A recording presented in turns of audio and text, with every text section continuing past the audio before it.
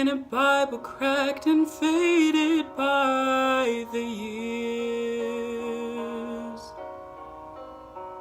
Remember me in a sanctuary filled with silent prayers, and age to age and heart to heart, bound by grace and peace. Child of wonder, child of God, I'll remember you. Remember me.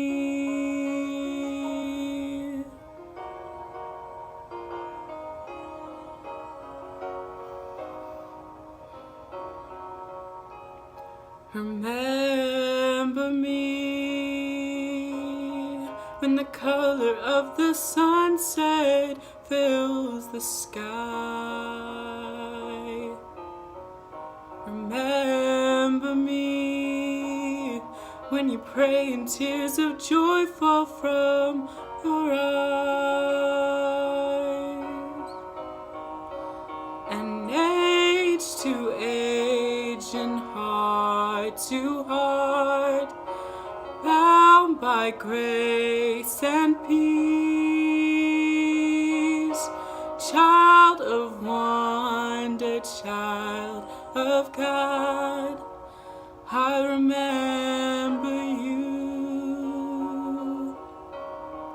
Remember me.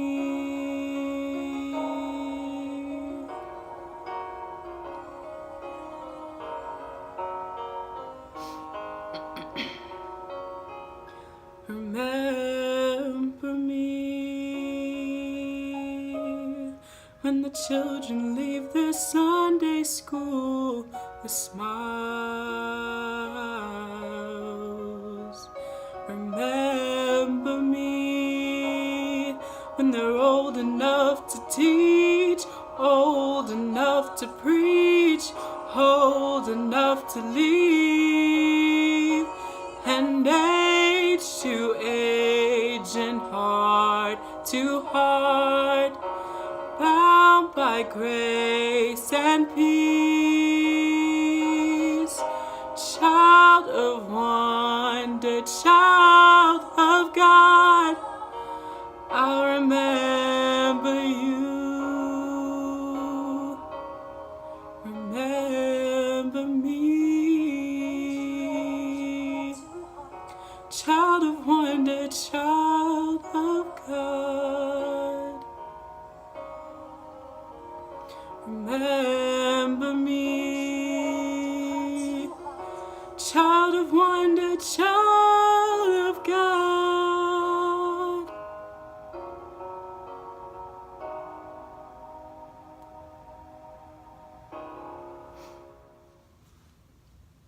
Hey everybody, so I wanted to come on here and share a little bit of my story with you guys. I recently decided, back in January, I decided that I wanted to serve a mission for the Church of Jesus Christ of Latter-day Saints, and I will serve for a period of 18 months. It was really unexpected for me to make this decision because of where I was at in my life at the time. I didn't really have a desire to serve, and it wasn't anywhere close to any of the plans that I had for myself at the time. And I had recently just moved to St. George to live with my sister, and I was really struggling with a lot of things in life. I was doing school online. I planned to graduate with my class and walk with them.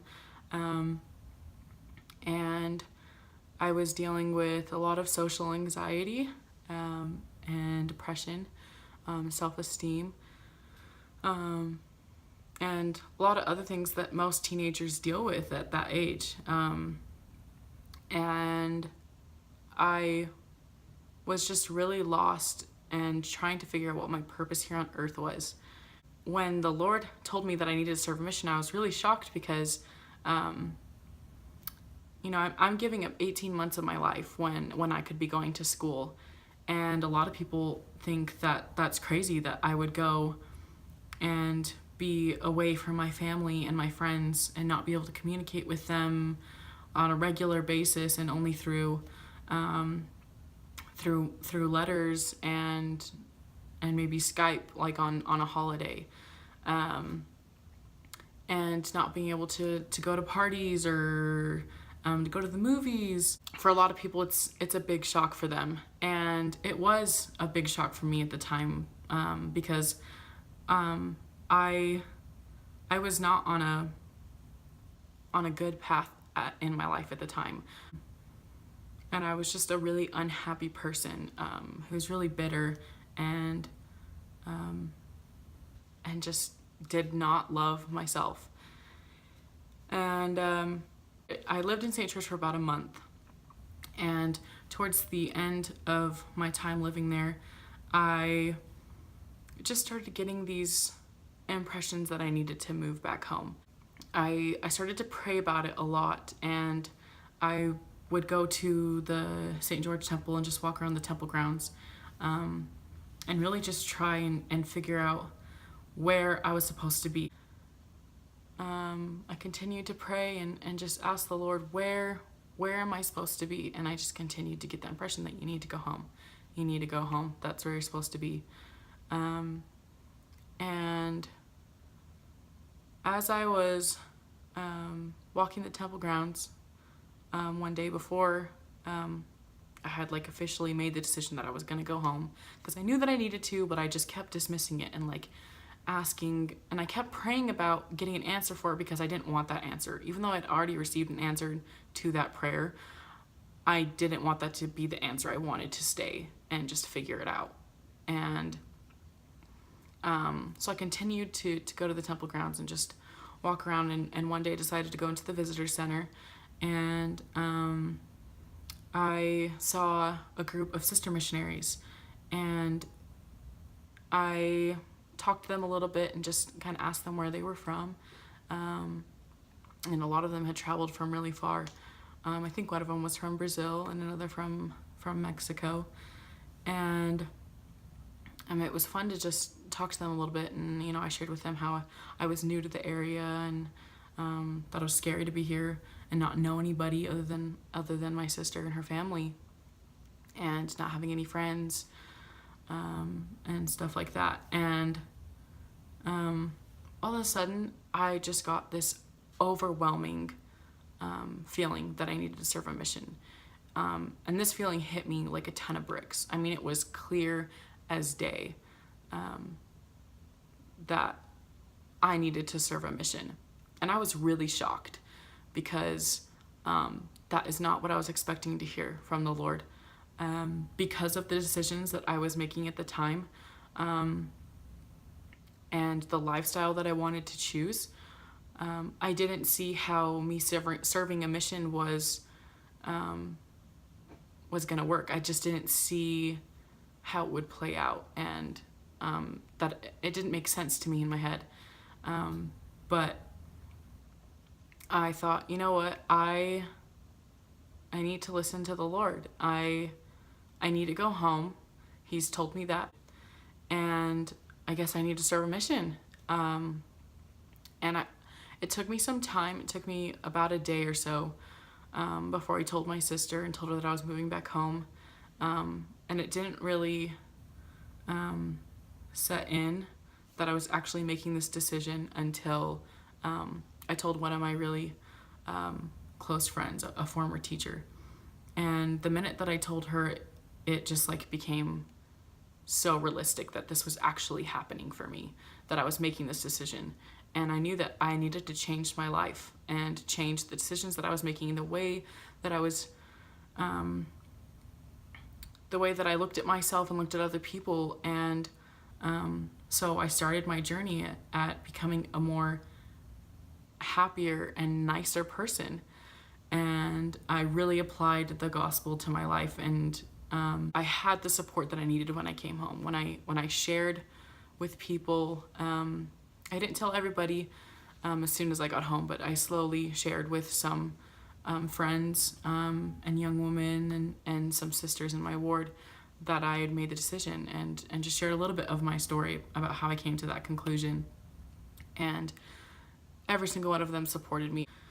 And so I continued to prepare myself, and I met with my bishop and shared the news with him, and started my mission papers. And I got my mission papers in the mail, not last Friday, but the Friday before that. And I will be serving in Lima, Peru. It's Lima Central Mission. So I'll be serving on the coast of Lima. And that day when I opened my mission call was an amazing and beautiful day. I had so many friends and family there, so many people that loved and supported me, and it was so great to see everybody and to have them excited for me. It was really, really beautiful. And the Lord works in such mysterious and amazing ways, because what's really cool about when you're submitting your mission papers, they don't really ask you about like your lineage or where your family like originated from, or where everyone's from, or like the cities or anything like that. They ask you a couple questions about your parents, but it's not like detailed or anything. It's like their birth date and where they were born. And what's really cool is that I'm gonna be serving where my father grew up and where a lot of his family still lives. So the hope is that I will get to see them and teach them. And I met them once. I went to Peru when I was 4 years old, so I don't really remember. And I don't speak any Spanish, so I'm not really able to communicate with them very well. So I don't have a close bond with my dad's family. So to be able to go and serve at Peru and learn about my culture and to be able to learn Spanish, it's going to be an amazing experience, and I can't wait to go teach my people. It's going to be amazing. And another thing that's really cool is that my brother, my twin brother David, got his mission call shortly before me to Arequipa, Peru. So that's amazing that we're both going to Peru. I'm so grateful that Peru is big enough that the Lord could send us both there. We'll be about 15 hours apart from each other, so we won't be running into each other or anything. But it's been a really amazing experience to be able to have me and my brother go through the process together. I never thought that this would be happening, that I would be serving a mission, and I'm so grateful that I listened to the Lord and was able to